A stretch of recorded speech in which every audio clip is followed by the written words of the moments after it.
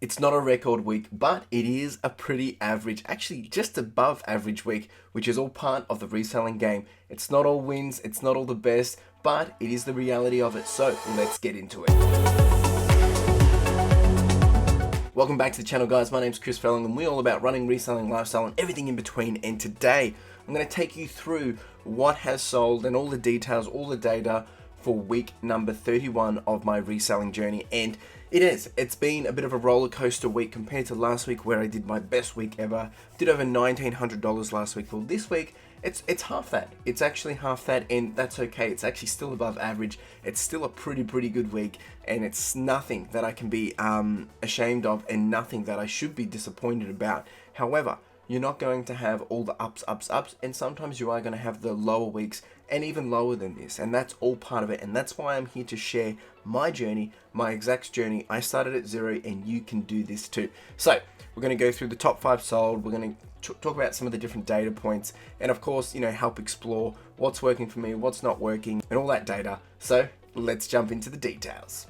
So top item number 1 was this vintage Simpsons pins lot. Now, I purchased, I think it was a total of 9 of these, and I sold 5 as a bundle, and they cost me about $18.90, and I sold them for $59. They are going to the US, so I was able to get some postage discounts, which basically meant I came out with a $46 profit. And these are pretty cool. These are sealed from 1991, Australia only. I still have about 4 left, which I actually haven't listed yet, so I'm going to put them up and see if I can get some more sales. Top item number 2 was this TIE Interceptor Lego. This was a thrift from home, just things that I'd been accumulating over the years, and so it cost me $0, sold it for $50 after fees, postage, came out with $44.87. Next up was this Builderific. I think it was just shy of, I think it's about 3.5 kilos of Builderific. So I picked this up just the other week on my recent thrift trip. So it cost me around $8.14, and I sold this for $50 or $49. A profit of $35 after fees and postage. So pretty happy with this. These sell all the time. If you can get some bundles, get some pieces together, as long as it's got some wheels, some nuts, bolts, the whole works in there, you shouldn't do too bad with it. Top item number 4 was this Zoids Fuses DVD. Just a single DVD, cost me $5, sold it for $50, profit of $29 after fees and postage. So very happy with this one. Digimon cards for top item number 5. These are also just, actually it's not really a thrift from home, it's just out of another bundle that I had from ages way back, and I never got around to selling it. So put them up, sold them for $32, profit of $28.94. So flops, wins and lessons for this week. Well, I think the big flop, well, it's not even a big flop, it's just been, I have had some postage issues, which I haven't even mentioned here, but the postage issues are out of my control simply because that's Australia Post. So I am managing that, just keeping customers happy and whatnot. But one thing that I did get was someone purchased a game, which was, like new, serial key, everything, all good. However, they messaged me and said, oh mate, the game's not compatible with my PC. Asking for some help and, wanting to steer the conversation away from them thinking, to get a refund. I've just said, hey, look, we're obviously not responsible for being compatible with your PC, but if you try to quick Google search or whatever, maybe you'll find the result, but, let us know if you have any questions. So I have left it open if they do have any issues to reach back out, maybe I can give a refund, but at the same time, at the end of the day, the seller is not responsible for it being compatible with your PC. So I think this is one of the things I'm going to have to just put onto my, listings, making sure that people understand that, do the research, check if the game's, even going to work on your PC or compatible with your device, whatever. And I always have a picture of the back of the specs or the requirements, so it just makes sense, right? But of course, sometimes these things don't work, so look, at the end of the day, I'll probably still give a refund if they come back, but it's one of those things I'm trying to avoid. Lessons, so that was one of the lessons too, but I think the other one was, last week I mentioned about going back and cleaning up some of my older listings when I first started, which I thought were good, but they were pretty bad. There were some things in there missing around quality, descriptions, and it's interesting, way back when I started, I didn't realize you could fill out that description box and put the quality of the condition, some of the details. So I've been going back, cleaning all that up, doing some of the self-similars, and that's what the wins have been for this week is, one, the win is I'm still above average in terms of dollars, but cleaning up the old listings, I've done a total of 121 listings, which we're going to talk about soon, but 76 of those were old listings, meaning I've sold similar, ended and sold similar, and by 76 of those, 3 of them have sold, which is great to just move that stuff along really quick as well. But it's good to get that stock refreshed and cleaned up. And then I've done 45 new listings, which 4 of those have sold. So it's been interesting to see that progress. And by updating that, I still was able to get some sales quite quickly by relisting some of these old items, and that's something I want to continue to do as much as possible. And spread the love. How did we go for this week? Well, it's an above average week, which is really, really good. Can't complain. Done a total of 40 sales, 57% margin. Cost of goods only $158, and I've sold $976 worth, so just shy of $1,000. And profit has come in around $557 after fees and postage, of course. So over on the left-hand side, you can see what has been the big wins for the week. And surprisingly, revenue-wise, we've got the toys coming in as number one, and that's also the profit points. So very interesting to see this. It's always great. And one of the videos I'll be releasing later this week is talking about the items I sell, the data behind it, and what's working and what's not. So we'll be diving into that in another video, but cycle time is actually quite low this time, 46 days. Last week we were sitting at the items that I sold was averaging around 60 days. So it's good to see this coming down, and I've sold a whole range of different things once again. So you can do a lot of things, you can niche down, do your bread and butter items, but this is what's working for me. So average is now 825, up from 821. It's been a great week still. Like, I can't complain. I think, sometimes we think we have a really good week and then you have a half week, but it's still a very good week because it's above average. So we've still done really, really good. As you can see here, it is that roller coaster, and that's why I share this, because you're going to have some big weeks, you're going to have some small weeks, something in the middle, something in between, and this is one of those weeks. So will I have the same next week? Who knows? And there's a lot going on at the moment. There's, it's been a bit of a crazy period here in Melbourne. We're back in lockdown. New South Wales is in lockdown. All of Australia is going through ups and downs around, these different lockdowns and things. So people are naturally wanting to buy, not wanting to buy, being mindful. There's a lot of uncertainty. So this is all has a part to play. Plus, we're coming, closer to the end of the year as well. So people's spending habits start to change, or they reprioritize on what they want. How much did we list for this week? As I mentioned, I wanted to spend a lot of time focusing on cleaning up my old items or old listings, and I did a lot of that. So I've done a total of 121 listings, roughly about 17 a day.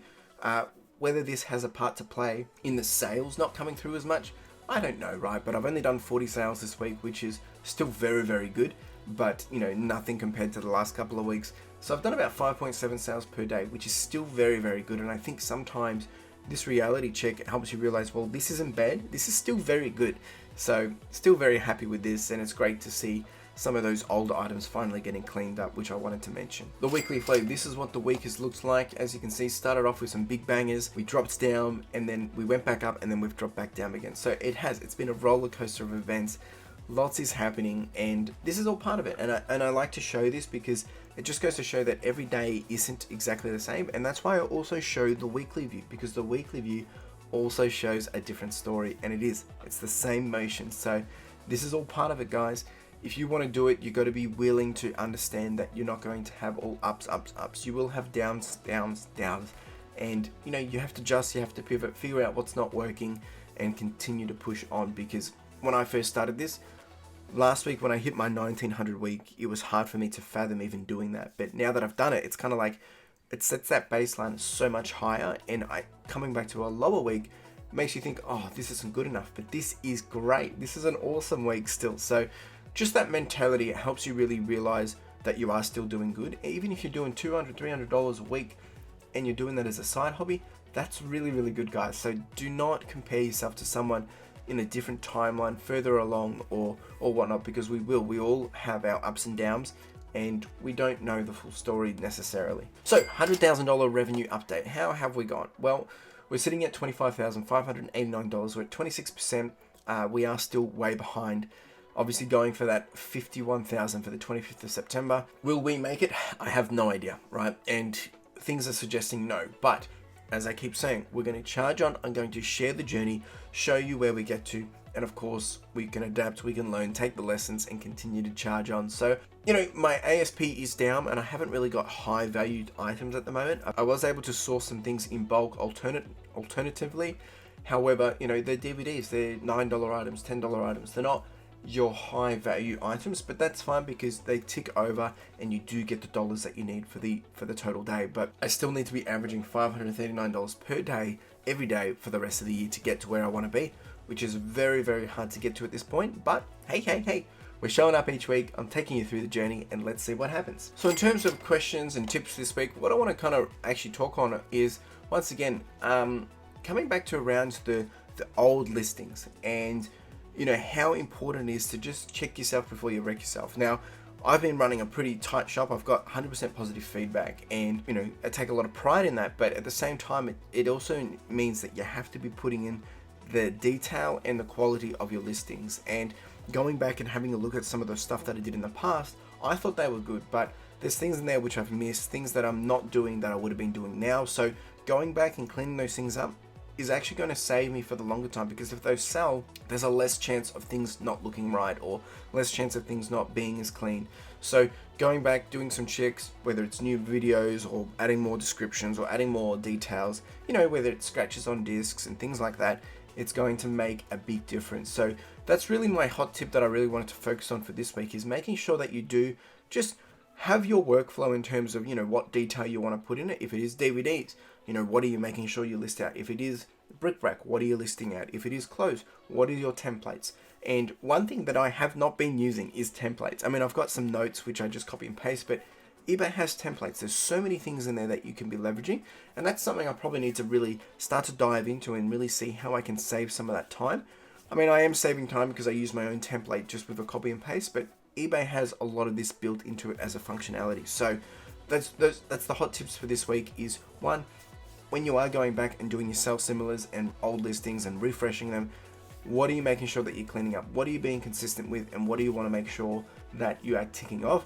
And secondly, is how can you better yourself with using templates or workflows around, we kind of mentioned around friction points and having a better process, but this specifically when you're doing listings, what have you got in place to enable yourself to go a little quicker? One little hot tip is actually, I've been using the text replacement through my iPhone, which leverages my Mac as well, because they talk to each other. So I can type in a certain thing, like I actually type in P-O-N, so P-O-N, and I get pre-owned and loved and the start of my usual conditioning details. So that saves me, maybe five seconds, but it quickly adds it there, and it all adds up over time. So just a quick little tip, and I've done this for a lot of other things as well.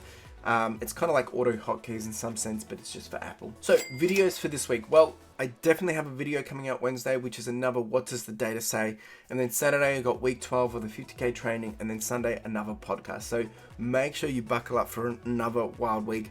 Look, there is a chance that I will be doing a spontaneous live stream through the week, maybe some more cards and coffee. I'm actually a little low on the cards at the moment, and just trying to be mindful of budgets and things like that. But if I do, I will put it out there. I'll put a post up in the community feed so people can plan ahead. But I think it'll be nice to be able to keep doing that as much as possible. But also got to balance my time and what makes sense as well. So if I do have one, I'll see you there. Otherwise I'll see you in one of the other videos. So that's it, team. That is this week. It's been a great week, and I just want to come back and really just reflect that. Yes, I have started from zero. I started this journey, with some background knowledge of, doing some flipping in the past, but you can do this too, right? Starting from zero, it's overwhelming, it's a bit scary, and, seeing everyone else doing these amazing numbers, whether it's 200, 300, 900, 1900, 25,000 in a month, whatever, it can be quite overwhelming to think, how am I ever going to get there? But you need to start, because if you're doing $1 more, 100 more, 50 more, whatever it is, you're progressing. But it won't be that every week, and I think that's super key, is making sure that you have your process, have your expectation, have what you want to achieve, and the results will come over time, right? Because at the end of the day, people aren't just going to buy everything you list up every single day.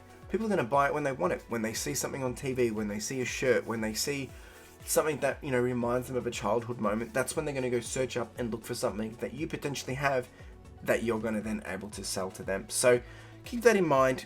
Be positive, stay strong. Of course, if you do have questions, reach out. Happy to have a conversation. I know this isn't necessarily an easy game, and I've been working at it for 31 weeks, and it still blows me away of the progress to date. So I hope you can learn something from this too, and I really do appreciate you being here, following along, asking questions, getting involved, because that's what it's all about, helping each other. Anyway, that's it from me, guys. Make sure you like, subscribe, comment, do the hush bag, and hustle. Ciao.